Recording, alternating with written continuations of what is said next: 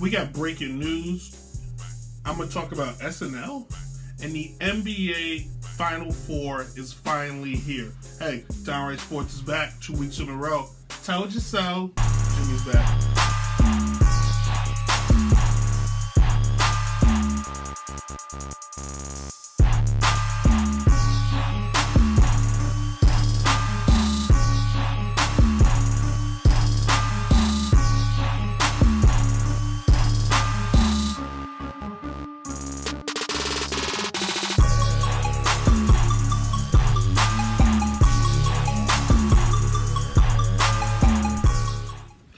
Welcome everyone to another Downright Sports. This May 11th, 2018. I'm your host, Brent Reed.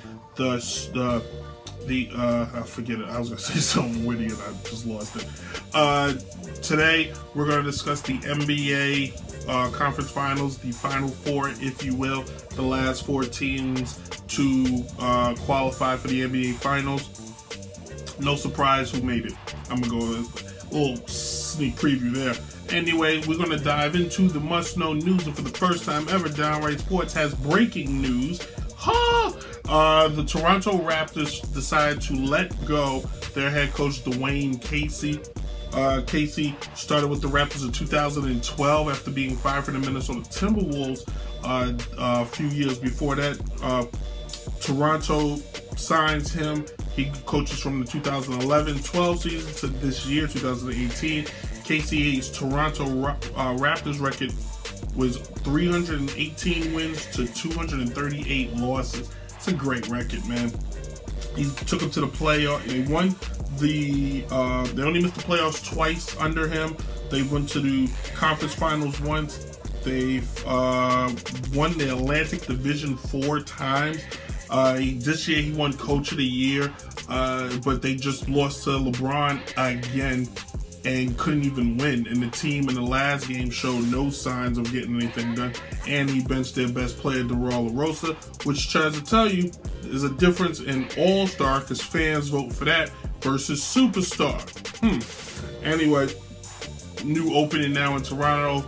I'm sure the who's who of names are going to pop up who should take over that job. Doesn't matter who you put in that job. That team needs a third player, a third scorer, and they don't need two players that play exactly the same. That's exactly what they have, is two players that play exactly the same. Moving on, we're going to stay in the association. Assistant coach for the San Antonio Spurs, former WNBA legend, Becky Hammon is looking to become the first women's head coach in the NBA. There have been women head coaches in the G League and in other forms of professional males basketball, but Becky has a lot of support from other male basketball players. If I'm her, the Bucks job is a big job, but I wouldn't want that to be my first job. And you're going to be the first woman. She should get a team that they're building, a team where she can draft the players and call them her own and gain their, and then they'll have the respect of her versus a team that's already established. It's just coming in. But if anything can happen, a woman could coach basketball. The scheme and the play is exactly the same. It's not like softball and baseball or football where a large percentage of women don't play. Tennis, women can talk to you in tennis. Golf, women can talk to you in golf. Driving, they can talk to you in driving. Basketball is one of them. All right, when we come back, it's time for the topic. The NBA's Conference Finals preview show is here. Let's get into it. That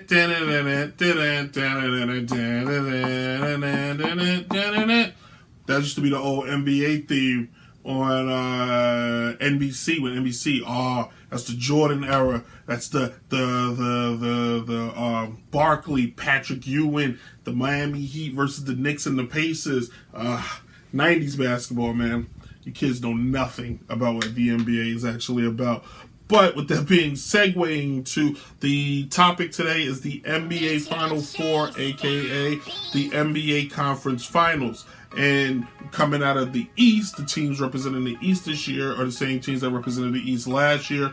The Cleveland Cavaliers and the Boston Celtics. The Celtics going to conference finals are like water being wet or dogs sniffing butts. It just happens. That's what they do. Out on the West, the Golden State Warriors are back for a fourth straight year, taking on a Houston Rockets team that is familiar with the conference finals. They did it in the 80s, they did it in the 90s, they've done it in the 2000s. But other than what happened in the 90s, they don't have much success beyond that. But this year they hope to make that happen. And we start with the West Conference Finals as we preview it. And you got James Harden, who is going to be the league MVP. I don't know why, but he's going to be a league MVP. You got Chris Paul, who they got from the Clippers. Chris Paul's never made it this far.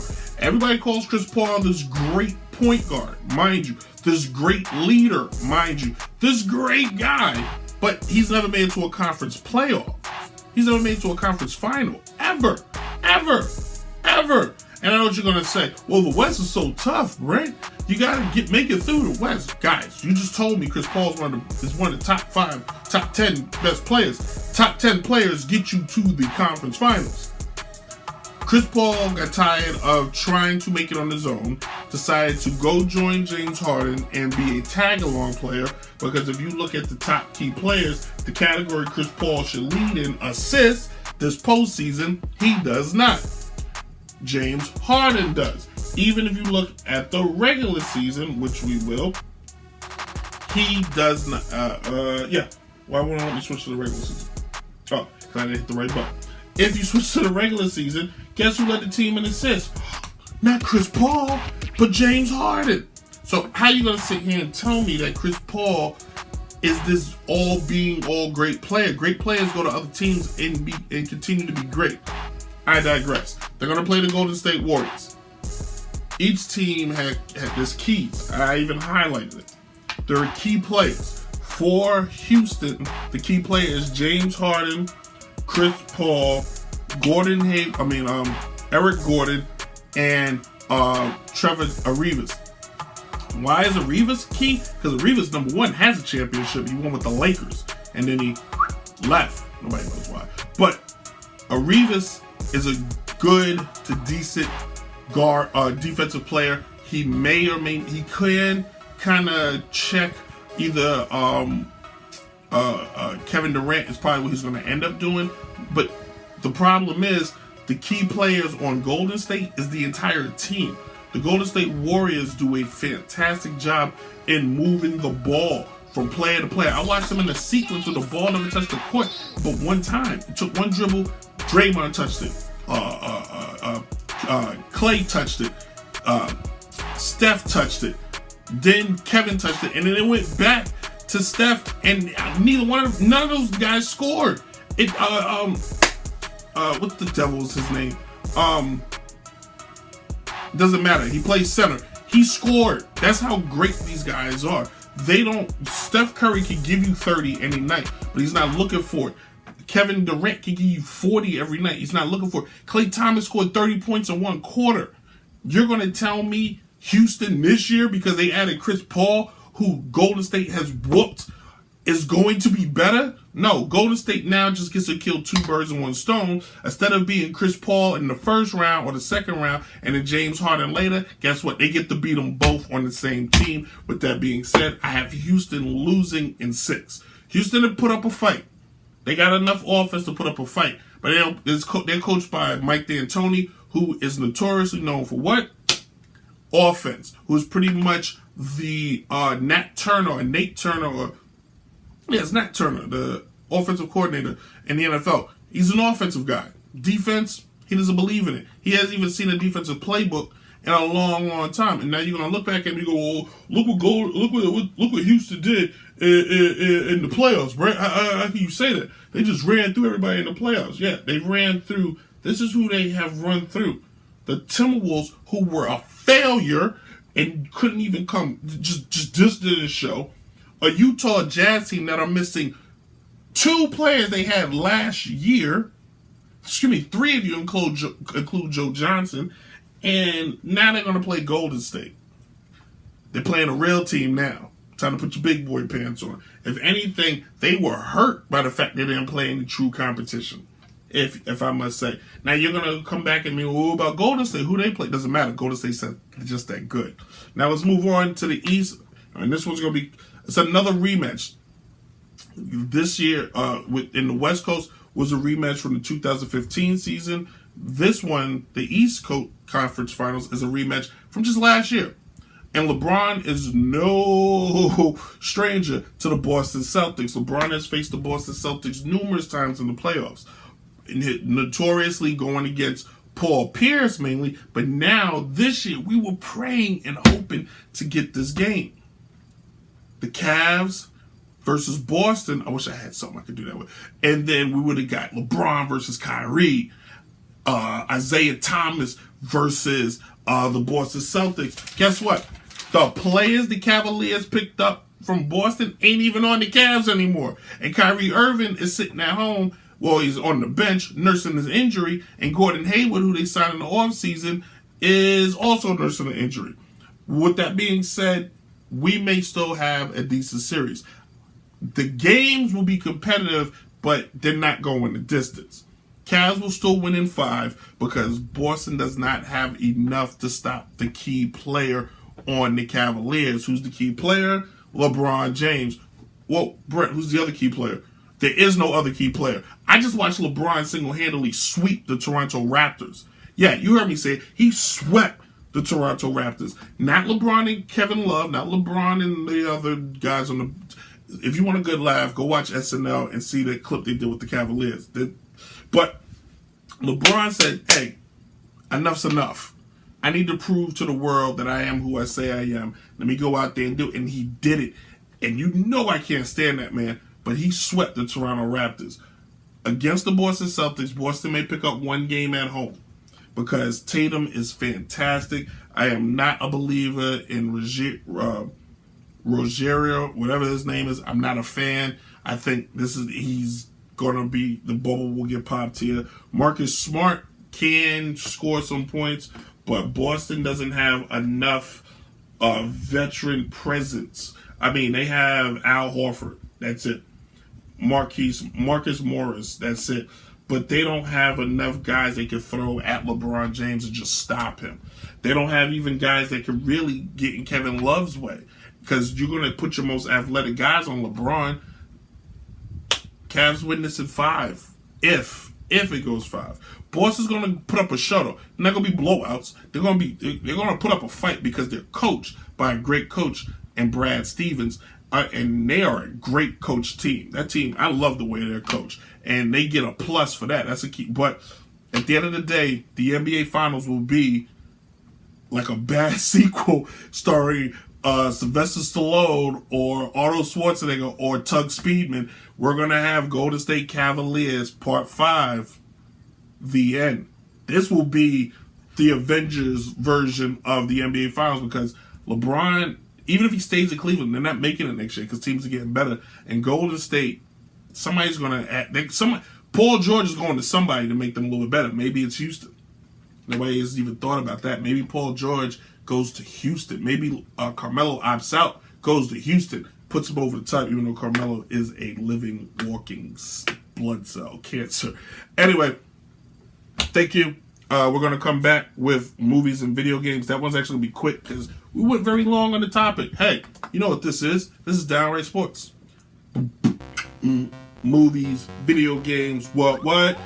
And TV. What? Yeah, we're talking SNL.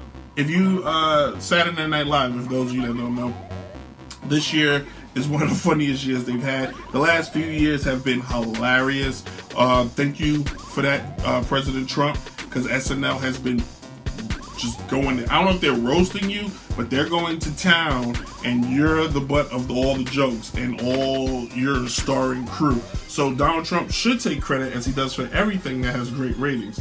The guest list this year has been pretty good. Last week was Childish Gambino, who was very hilarious, very funny.